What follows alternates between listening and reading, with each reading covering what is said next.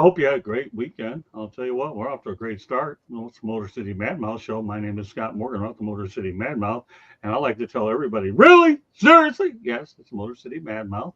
So I'll be getting a cap here in the not so distant future, so I don't have to lose my voice saying, really, seriously. I just have to make sure I get the order right. Brian Pettit, glad to have you on tonight. We have a great show lined up. Sports Philanthropy Network. Roy Kessel. Roy, glad to have you on the program. Thanks for having me, Scott. Appreciate the opportunity.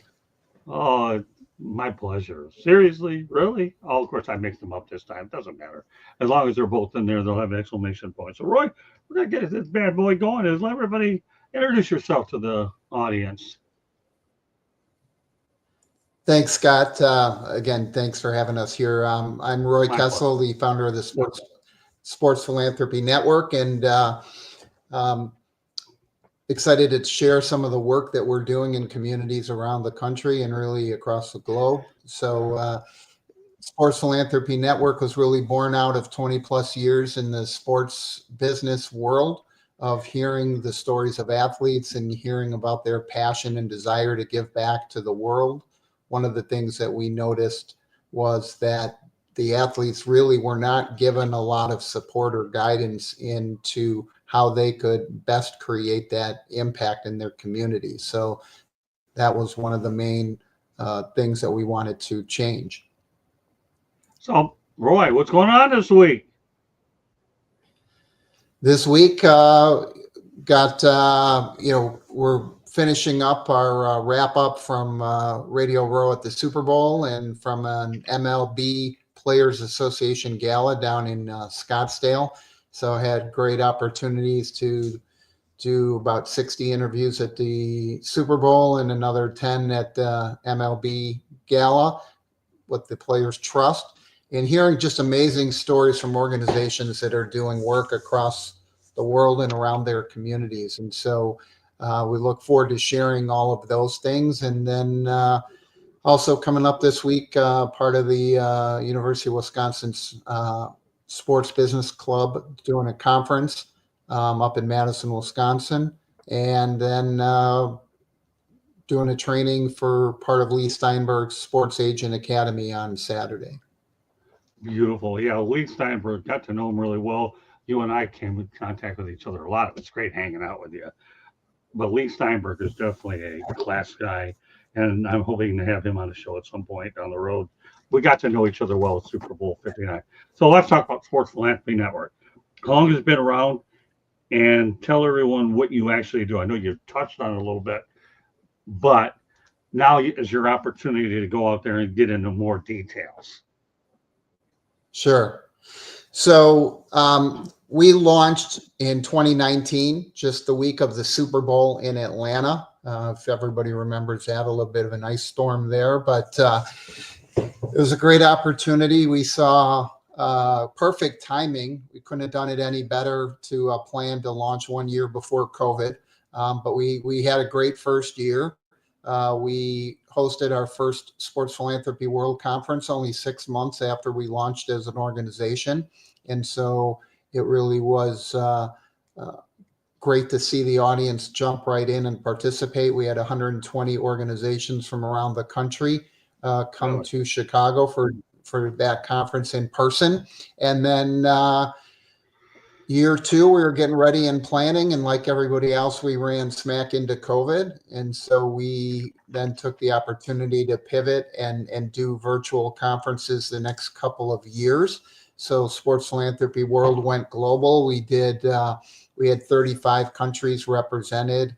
And what was interesting, aside from all the U.S. organizations, we had inquiries from nonprofits in 87 countries around the world that wanted to be part of this network and this community. So there's a great need, a great opportunity to help create impact. So you asked a question of what we do, and that's the prime focus of everything we do is how we can use sports to create social impact in communities around the world. So really looking at how do we change lives and transform communities. Everything that we do is focused on building stronger, healthier, and more inclusive communities. And the way that we do that is really creating partnerships and collaborations with three types of organizations. So number one would be athletes and their foundations. Number two would be community sports nonprofits, the local groups in your area that work with kids, right? Roll out the soccer balls, baseballs, basketballs, and help give kids an opportunity to play sports. And number three are larger sports organizations. So that would be things like teams, leagues, governing bodies, associations, things of that nature. A lot of the ones that have the bigger clout in terms of financial resources, star power, all of those things. But what we've seen historically is that those groups tend to stay largely in their own silos. They don't end up collaborating. They don't end up working together very much. There's a kind of a competitive mentality where if you are running a nonprofit, Scott, that the attitude is, well, $1 for Scott is $1 less for Roy. And we don't buy into that sentiment. What we look at is Roy and Scott putting our heads together and collaborating. Forget about the dollar. We're going to find $100 or $100,000 or $100 million. And we're going to be able to draw resources in that can change lives. And so everything that we do focuses on building what we call our pipeline of philanthropy. And the perfect analogy for that is the internet, right? We're sitting here on StreamYard. We're talking to each other from a couple thousand miles away. What's interesting is when people first started using the internet in the early 90s, right? Probably nobody was thinking 30 years later, Roy and Scott are going to be able to sit on and have this talk show through StreamYard or Zoom or whatever platform people want to use, right? It was send an email or look something up on a website, but there wasn't a lot of engagement or interaction. It's very different now. And that's what we want to build for the sports philanthropy community. We want to make sure that we can go ahead and that we can build out that opportunity and create resources that other organizations can leverage. And I'm just going to fix a lighting thing here while you're talking. Well, I'm talking. All I'm going to ask you is how many members do you have at Sports Philanthropy Network? And I should point out to the audience that you go to the South Florida Tribune page, we have Sports Philanthropy Network on it. We're proud to be friends with Sports Philanthropy Network, and our biggest contribution that we can is by allowing you to promote your organization through our platform in different ways, whether it's through written material, but mainly through podcasts and so forth. So back to my question, how many members do you have? So we've got chapters now, Scott, in over 20 markets around the country that have started. We work, as you know, by bringing ambassadors into those chapters so that we have an opportunity to build that up. Our goal at minimum as we build out chapters is to grow every chapter out to 100 plus members. So if you look at having 30 chapters around the country, ultimately we're going to have over 3,000 members and a lot of businesses aligned. We've had a lot of opportunity to engage with people. And one of the things that we've got a very favorable response from is from the sports commissions and the convention and visitors bureaus who are really interested in partnering with Sports Philanthropy Network to engage and create philanthropic activations now as they host larger sporting events. So if you think of the youth sports landscape, there was some interesting data that came out today. I'll send you a chart from the Aspen Institute about what the cost is for kids to play sports now. You look at the cost of the travel sports things and how these prices have escalated, and so many families can't afford to do that. But when you look at the travel sports ecosystem, right, it's a very financially driven model. The clubs are charging a lot of money for people to play. The parents and families are traveling. They go somewhere for a few days for a tournament. They're staying in hotels. They're eating out. They're doing other forms of recreation. But one of the things that was missing in that environment was, how do we create a culture of philanthropy around those sporting events. So if you've Right. got a tournament that's got 100 teams for soccer, for volleyball, for lacrosse, doesn't matter what sport it is, baseball, softball, right? That means you've got at least 1,000 families, 1,000 kids, maybe more like 1,500 kids plus their families, right? So you're talking about several thousand people that are going to be in that community. And the goal is, how can we build some type of legacy program into the model? And what we've heard from the event organizers is that they don't have the bandwidth to do it. They would love to see it happen, but they don't have the bandwidth. And the communities and the host venues are too busy running the show, right? Taking care of people, making sure everybody's safe, that you've got, police and security, that you've got all the food and beverage handled.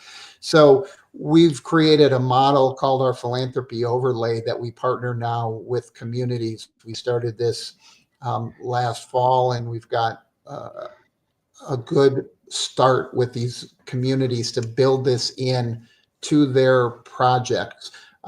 These tournaments get booked up years in advance, so the planning time horizon goes a ways out. So we're trying to get some of them still in 2025, but we know 2026 will really be an expanded year of implementing those. And it's a perfect fit, as you asked, for the chapters, because now when there's a tournament in South Florida, our chapter down there that you're part of would have an opportunity to go and support the efforts of that philanthropic activation. And there's really three components of that.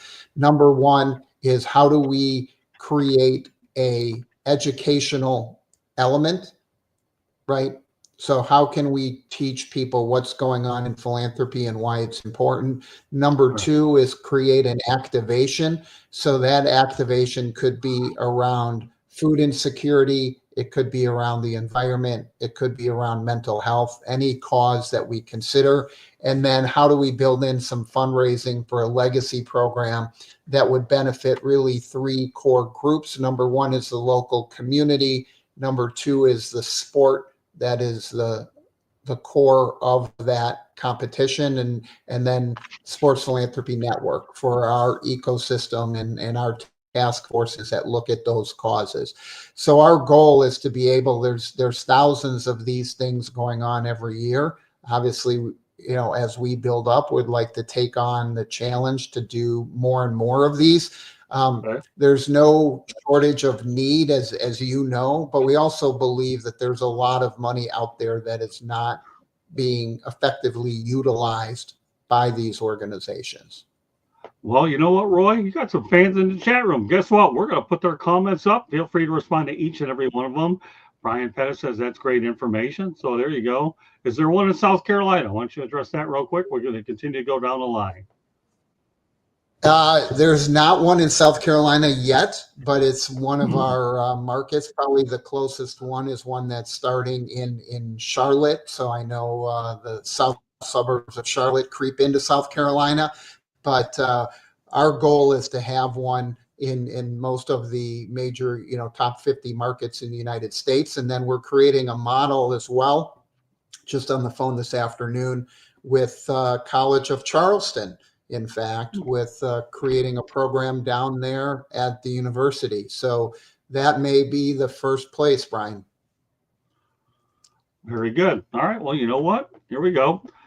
So let me give you some information about Brian Pettit. Here's a guy that's actually in Greenville, South Carolina, and actually follows Clemson football. A lot of people will understand here about Brian is he's going to be on some shows as we get going. I just met him about a week ago, and this guy here is one who might be interested in getting involved with your network. Let's continue on. So here, D. Lowe, great question. What's Roy doing in George's living room? Oh my God, these backgrounds. He's talking about George Eichhorn, who will be on tonight on 108.6 Baseball Talk, and appears on a lot of them. Scotty and the gang, Josh, you know it, my friend. And of course, as I alluded to before, Joshua Roy's at George's house. Who's George? Well, you know what? Here's the thing. One of these days, Roy, I'm going to pair you on with George Eichhorn. You'll get to know him soon enough. I've actually been with Eichhorn. I definitely want to know him. If his living room looks like this, then that's definitely somebody I need to know. Well, you will. mark my word, if I have my way and I am the publisher of the website, then I will definitely go ahead and make sure you connect with them. Candy's going to go to a station break in a moment. Roy, is George's house? We're in Georgia. Okay. All right. D. Lowe's, RW Media is competing with prime time. Not sure who to cover. Well, I'm sure you'll figure it out, D. Lowe's. So before I go any further, Roy, I want to talk about the South Florida chapter. I know that I'm a part of that to some extent, and this is a market that I happen to live in. Of course, we put your stuff on there. Tell me how that chapter is progressing. Well, the chapters grow and evolve. Some of them move at different rates. We had a great launch event for the South Florida chapter with our Sports Philanthropy Showcase that was up in Boca. It was a great way to bring in a dozen nonprofits from the area. Udonis Haslam's group was there, Major Wright was there, and some terrific organizations. The South Florida market is really such a fertile space for having this kind of programming. Great need. Obviously, the big challenge in South Florida, like in a lot of our markets, is just the geographic dispersion. West Palm doesn't want to be part of Fort Lauderdale. It doesn't want to be part of Miami. So we're trying to get everybody to collaborate. But I think ultimately we're going to end up with 3 chapters down there that will probably work better when we focus them on the local area, because people don't want to drive an hour or 2 hours through traffic to get to an event. No question, South Florida is a challenging market. I give you a lot of credit. Obviously, my schedule makes it difficult being prime time to get to events, but I'm sure as we figure this thing out and continue to communicate, we'll definitely do that. So meanwhile, what we're going to do right now, Roy, is we're going to go to a station break and we'll continue the conversation.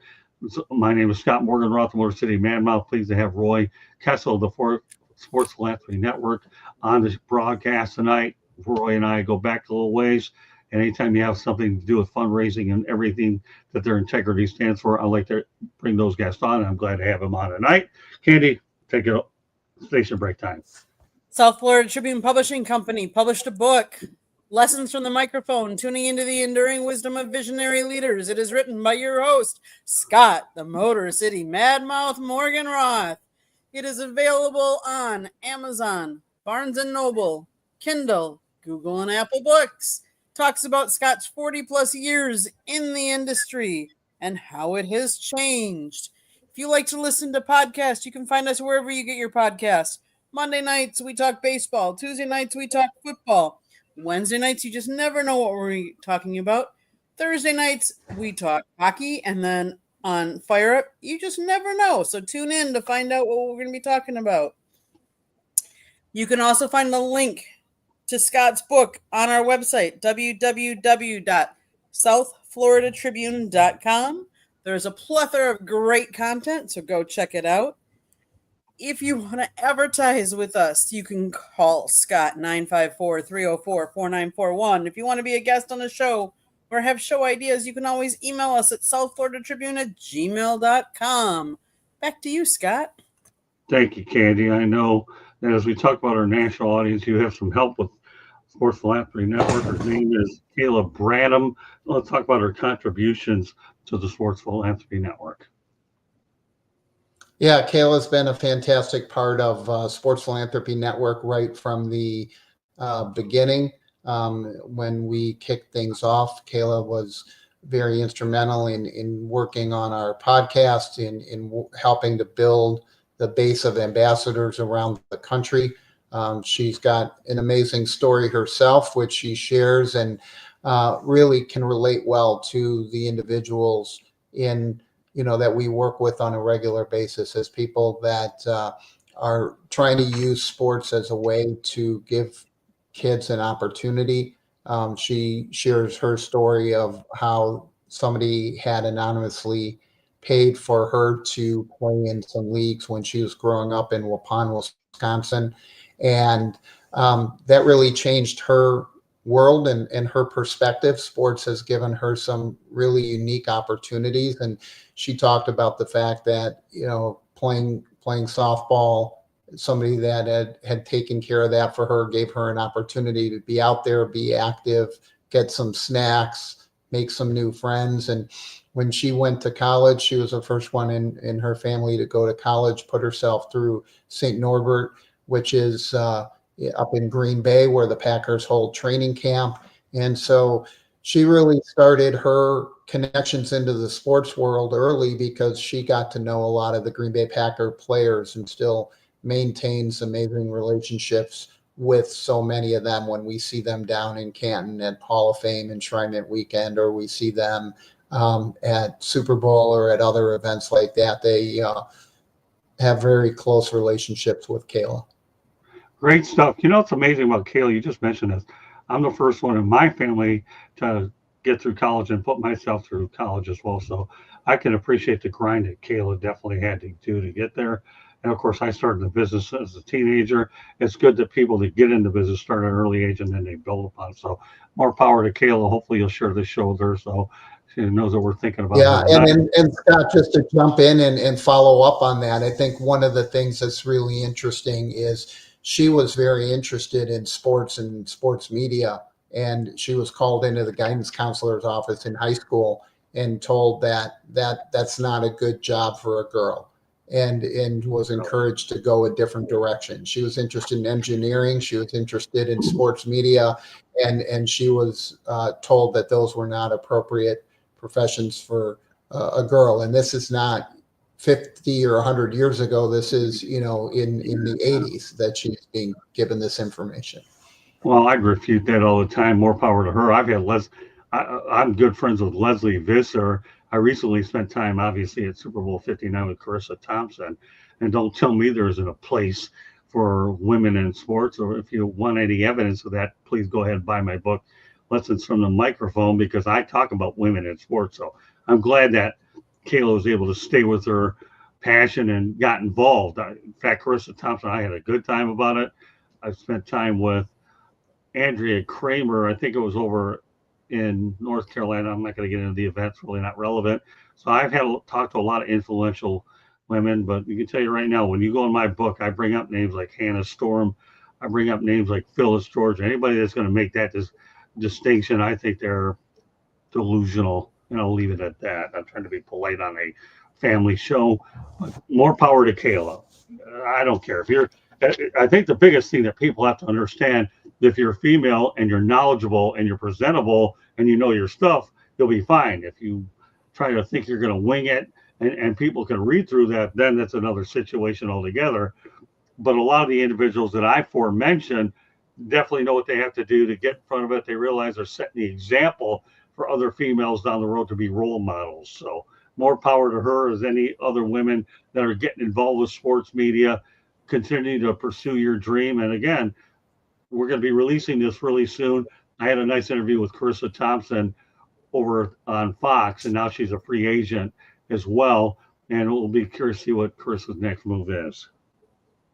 Unbelievable. Yeah, and Scott, you bring up a great point, which is that level of knowledge. I do think that women are often held to a double standard. There's plenty of guys on sports talk radio or television or other places that are not as knowledgeable as they seem to think that they are. But, if a woman approached it that way, they actually have to end up being more prepared. And you look at the amazing level of professionalism that you talked about. There's great examples out there of women that have been very successful, that have broken the barrier. You can go down the laundry list from Linda Cohen to Tracy Wolfson and on and on. There's so many that have done an incredible job building their careers and really working hard in that space. And like you said, they do have that obstacle to overcome because they are held to a higher standard.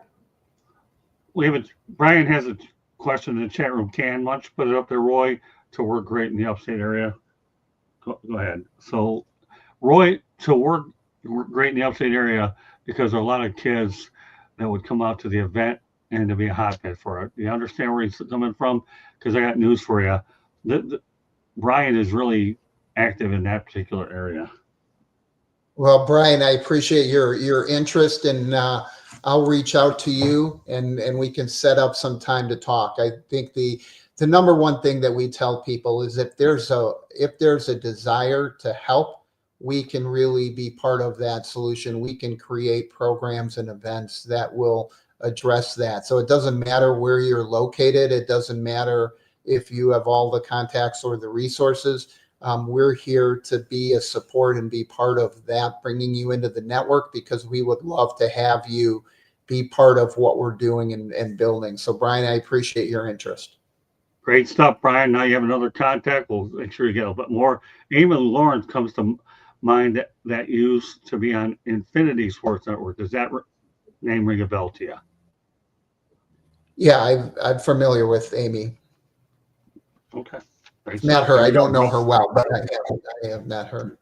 Knowing Roy, he'll get familiar with her sooner or later. So let's go to the next thing. You cover big events. I saw you at Super Bowl 59 New Orleans. Name a couple of the other big events that you've gone to. So we typically have a pretty busy schedule throughout the year. So Super Bowl obviously being one of the big ones. We often are at all-star games and drafts. March Madness is a big event as well. We've covered conference basketball tournaments, the men's and women's Final Four.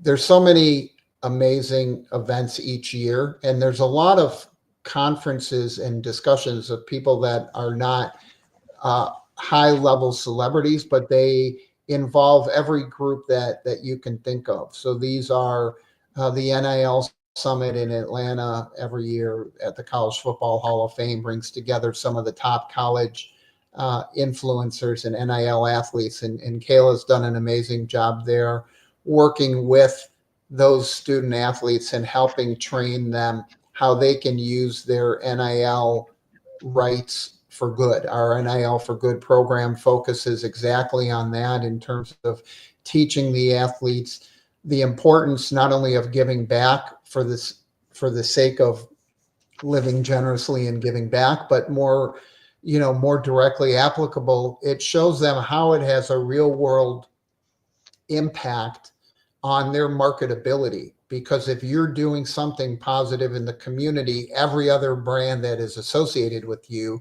then also has the opportunity to get the goodwill that's affiliated with the work you're doing for that cause or charity. So that's been a great event. The Hall of Fame enshrinement in Canton every year is a fantastic opportunity to connect with the icons of football and learn about what they've done to build up their brand, right? But how they're giving back, right? Many of these individuals played years ago when the dollars weren't as big, but you still look at them and there's some amazing examples of athletes that are giving back to their communities in so many different ways. Good stuff. Okay. Let's talk about your most notable members in your best interviews. I know you probably have a lot of them, but just give me your top ones. From our interviews and our podcasts, I mean, Lee Steinberg always comes to mind. Lee's become a great friend and supporter. He was the keynote speaker at our Sports Philanthropy World 2024 conference. We're planning our 2025 conference, and we'll share all the information with Scott that he can post. That's going to be June 26th and 27th in Chicago, hosted again by KPMG. They started hosting it for us last year and did a fantastic job in Chicago. But this year we're lucky to get summer dates, so much better time to come to Chicago. So we'll share that information and would love to have everybody join us. We're going to have programs starting with an opening reception on a Wednesday night, June 25th, and then the conference will go all day on the 26th. Another event Thursday night, and then half day on Friday. So Lee was a keynote there. We've been fortunate to have great people. We had Joe Foster, who's one of the founders of Reebok, that was on our podcast recently. We had at the Super Bowl, we've had athletes from a lot of different organizations. We had the presidents and executive directors of foundations. So Big Brothers Big Sisters with Artis Stevens. We had American Heart Association. We've had American Cancer. We've had all kinds of groups doing work around the country. So we get a lot now with the teams that want to partner with us, but we've also started bringing in larger foundations that are interested in looking at things like preventing gun violence, like increasing vaccination rates in underserved communities, increasing literacy rates, anti-drug, anti-bullying. There's so many opportunities to transform communities. And our job, as we see it, is to bring people together and get that process started. Great stuff. I like the fact that you talk about preventing gun violence. We all know, I'm not going to get into elaborate about that. That's something that has to be done. We've seen too many unfortunate high school situations that have tragically ended the wrong way. I had to deal with one of these now myself, where I went to a funeral of a guy named Aaron Weiss, I believe his name was, over Marjorie Stoneman Douglas, which is heavily promoted. So I'm glad that you're able to talk about preventing gun violence for sure. And that's something that people have to understand, that you guys are more than just a sports organization. You stand for a lot of good things. And I'm glad you were able to bring that up to everybody's. Scott, that's an important point, which is Sports Philanthropy Network is not about creating better athletes. It's about creating better people. And so it's using the power of sports to change lives and transform communities. So what we really like to focus on is looking at how can we take the power that sports has and use that for good. And that can be in so many different ways. And I tell people there's no exact formula. There's no strict requirements. If you've got a passion for doing something good and you love sports, we'll find a way to partner with you to do that. All right, so at the top of the hour, just later, all 108 Stitches Baseball Talk is standing by. We're going to be talking about Pete Rose tonight. We're going to talk also about Major League Baseball and their separation from ESPN. Oh, you won't want to miss that, as well as a lot of other topics as well. At the top of the hour, a couple more things I want to address, Roy. How can people join? Do they have to be in sports or define what absolutely not? Yeah, there's no requirement that you work in sports. So the only requirement is that you want to be part of our community and give back. Everything is on our website, sportsphilanthropynetwork.org. You can see the list of upcoming events. You can see the work that we've done in the past through our podcasts, through our interviews at Radio Row at the Super Bowl, our upcoming Sports Philanthropy World Conference, different events that chapters are hosting. So I encourage you to look there. I'm really easy to reach. You can reach me. You'll see me easily on the website. I'm easy to find on social media. rkessel@sportsloop.com is the email. And I'm easy to find on LinkedIn. My Twitter account was hacked, so hopefully I'll get that back soon.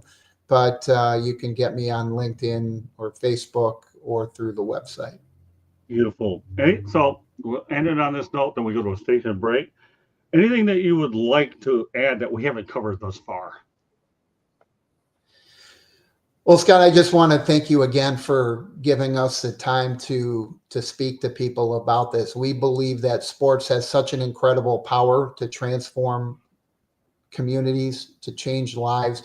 We want to harness that power by working with individuals in every market, in every sport. We've seen things work not only with the major sports. People think a lot of what we do focuses on football or basketball or hockey, but soccer is enormous. And we've had organizations everywhere that are doing work. And that's with figure skating, with beach volleyball, stand-up paddleboarding, ultimate frisbee, MMA. So any sport you can think of, there are organizations out there that are doing work in that sport and would be happy to make those connections. That's a lot of what we do. And this is not only a United States phenomena, even though we're based here and that's where our focus is. We were invited last year to Bratislava, Slovakia, and spoke there on corporate social responsibility and a great desire in that market to make changes and really transform those communities in Europe. So there's a great appetite around the globe, and we anticipate having in future years sports philanthropy world conferences in other countries and continents as well. What I like about soccer, it's an opportunity for youth people to get to use their legs and develop coordination in an area which is necessary. I'm too old to get involved with beach volleyball. I've had more medical problems than anybody can imagine. What was the other sport you also So you mentioned? haven't taken up pickleball yet? No, but I know one of my good friends that broke a couple wrists doing it. So at this point in my life, I don't think my other half would want me to take that sport up. But you never know. She knows she won't let me do it. There's no way that we're going to be able to go out there and definitely do that. So what else can I tell you? It's just one of those situations where so you mentioned soccer, beach volleyball. What was the other one that you mentioned early?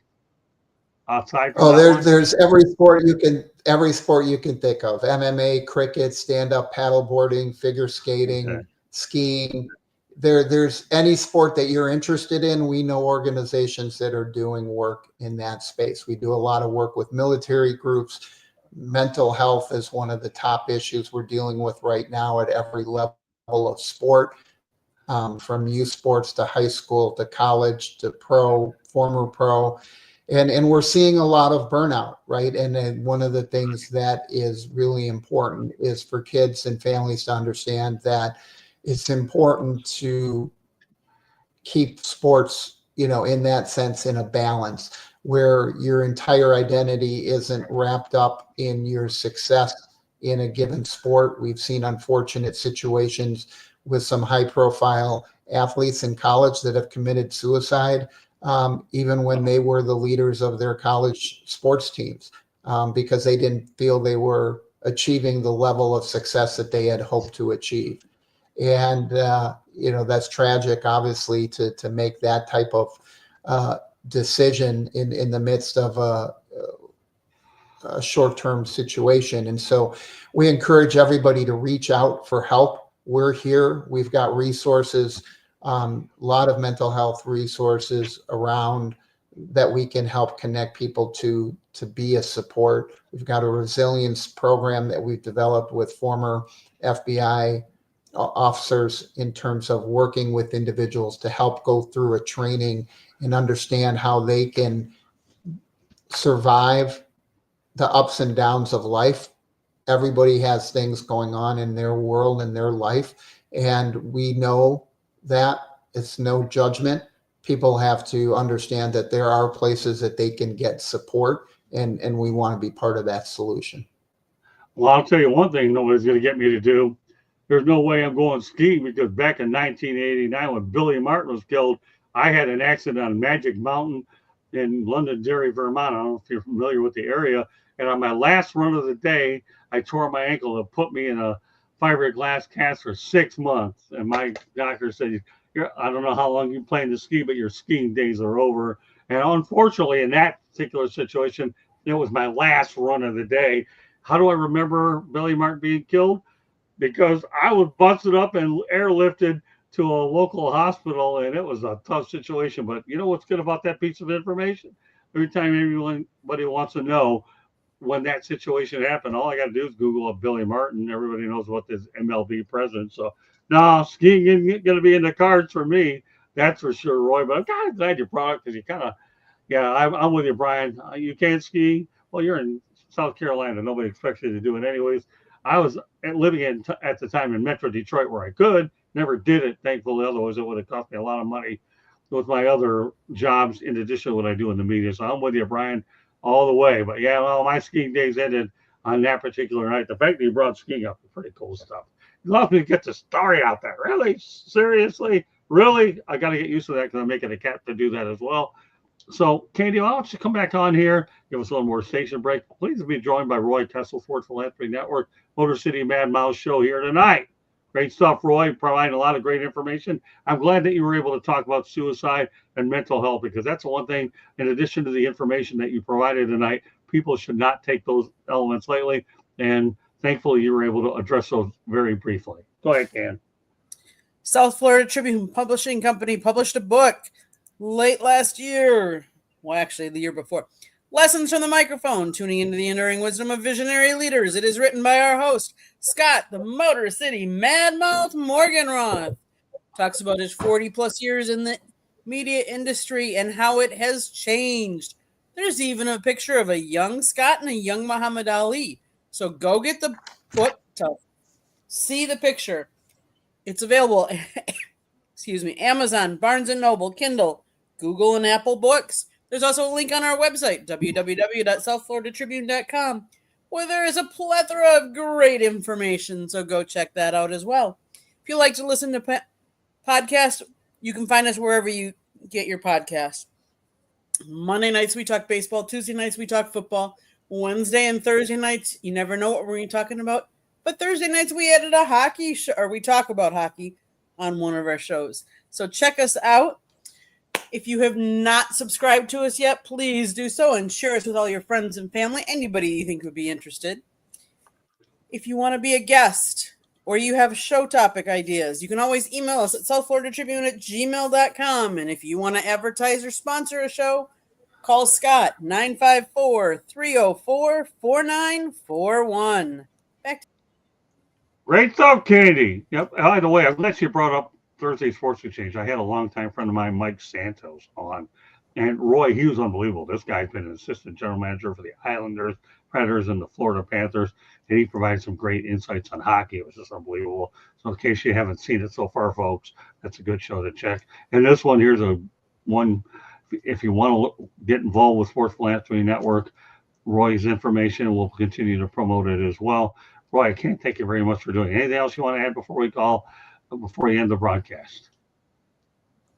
Well, Scott, I just want to thank you and Candy again for having us on. And I just want to reemphasize for people, you don't need to have a sports background. The only thing is if you've got a heart of giving back and a desire to help, let us know. And we can find an appropriate opportunity to get you involved. Well, great. I'm looking forward to us talking again. I'll be curious to see how the South Florida chapter shapes out. I know that you're looking to break it up a little bit. If there's a way that I can find a little bit of time to do it, I'll be more than happy to help you get involved. Right now, my schedule, since we actually broadcast in prime time, is a little bit difficult to be able to get out to events that would normally be in the evening. But I view you as a great friend of mine, and I'm always happy to promote somebody that stands for a lot of good stuff. And Roy, there's no question in my mind that you and Kayla and getting to know you a little bit more personal down at Super Bowl 59 just drives me a little harder to want to promote this organization, nonprofits. But once again, you stand for everything that's right about society. I'm glad that we have this opportunity on 3/3/2025 Monday night, Motor City Mad Mouse Show, to talk about everything you've done. Roy, thank you very much for being on, and look forward to having you on down the line so we can provide us with updates, and we'll see if we can find 30 or 40 minutes for you to give them. So anything else to add? Thank you, Scott. We just want to remind everybody, whatever cause you're passionate about, we want to have people supporting things. It's not about necessarily what we ask you to support. We just ask that you live generously. Beautiful. Well, 108 Stitches Baseball Talk is waiting at the top of the hour. So on behalf of Roy Kessel, Sports Philanthropy Network, we want to thank you very much for joining us. And yes, Brian Pettit has also been a big help in the chat room. So I'm going to get you Brian's information, Roy, and then you guys can make a connection. Great. Good if you can go ahead and make a connection. I will share his contact information if you don't mind, Brian, and then Roy will be in contact with you as well. And I hope that he can get involved, because this guy here is an up-and-comer in the business, and there's no doubt that Ryan has a heart of gold. So if we can help make connections along the lines, that's even better for us. So, Roy, thank you very much for joining us. So on behalf of Roy Kessel, my name is Scott Morgan off the Motor City Mad Mouth. Thank you for joining us on this edition of the Motor City Mad Mouth Show, and we'll catch you the next time. And stay tuned on the network. A lot of great shows lined up this week. God bless everybody, and have a great night. Again, this is the first of a doubleheader. Good night, everybody. Okay.